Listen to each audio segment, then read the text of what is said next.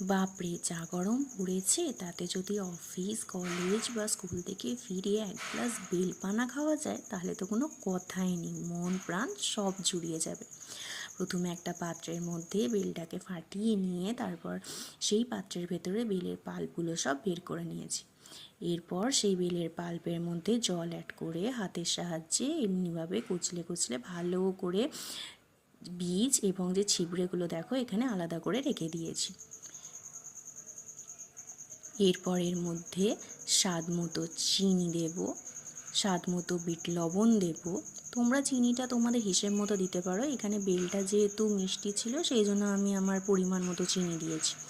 আর একটুখানি অবশ্যই জিরে গুঁড়ো দিয়েছি, ভাজা জিরে, সেটাকে শুকনো খোলায় নেড়ে চেড়ে নিয়ে সেটাকে গুঁড়ো করে দিয়ে দিয়েছি।